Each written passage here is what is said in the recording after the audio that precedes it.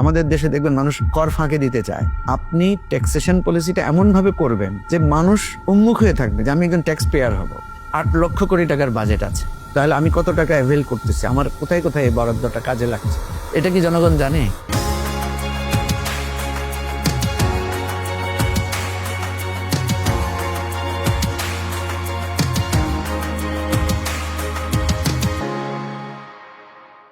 উন্নত রাষ্ট্রগুলোতে রাজনৈতিক দলের পলিসি নিয়ে বিতর্ক আছে। আগামী দিনের রাজনীতিটাকে আমরা মনে করছি যে আগামী দিনের রাজনীতিটা হবে এই পলিসি বেসড পলিটিক্স নিয়েই মানুষ ভাববে। পলিটিক্যাল পার্টির কিছু কিছু জায়গায় সে পলিসি ডিক্লেয়ার করবে। এই যে আমরা বলছি পলিসির কথা, পলিসিগুলো নির্ধারণ হবে কিভাবে, এটার জন্য একটা গবেষণা টিম থাকতে হবে। এখন এগুলো শুনলে মানুষ ভাববে যে পলিটিক্যাল পার্টিতে আবার কিসের গবেষণা, রিসার্চ তো করবে হচ্ছে একাডেমিক প্রতিষ্ঠানগুলো, রিসার্চ তো করবে এনজিওগুলো। আমরা বলছি পলিটিক্যাল পার্টির ব্যাক এন্ডে একটা রিসার্চ টিম থাকতে হবে। সে বিশ্লেষণ করবে যে আমাদের হেলথ পলিসি এখন কি আছে, কোনটায় ত্রুটি আছে, সার্ভে করবে, জনমত যাচাই করবে, দেন পিপলের একটা সলিউশন বেস সে পলিসি বার করাবে। যেমন ধরেন আমাদের ট্যাক্সের পলিসি যেটা আছে, অনেক ত্রুটি আছে আমাদের ট্যাক্স পলিসিতে, তাহলে আমরা ট্যাক্সেশনের জন্য একটা ভালো পলিসি আমরা মেক করব। আমাদের দেশে দেখবেন মানুষ কর ফাঁকি দিতে চায়। আপনি ট্যাক্সেশন পলিসিটা এমনভাবে করবেন যে মানুষ উন্মুখ হয়ে থাকবে যে আমি একজন ট্যাক্স পেয়ার হব। কারণ ট্যাক্স পেয়ারকে রাষ্ট্র যদি আলাদা মর্যাদা দেয়, তার যদি সুযোগ সুবিধা দেয়, তার জন্য আলাদাভাবে যদি তাকে মানুষ গণ্য করে, তখন সে আগ্রহী হবে ট্যাক্স পে করার জন্য।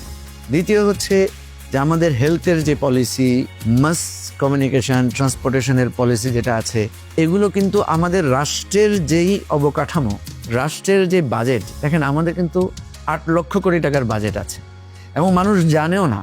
আপনি যদি আমাদের এই 18 কোটি মানুষকে ভাগ দেন 8 কোটিকে, তাহলে দেখবেন প্রত্যেক মানুষের জন্য 40,000 টাকা করে বাজেট আমাদের। এটা কি জনগণ জানে?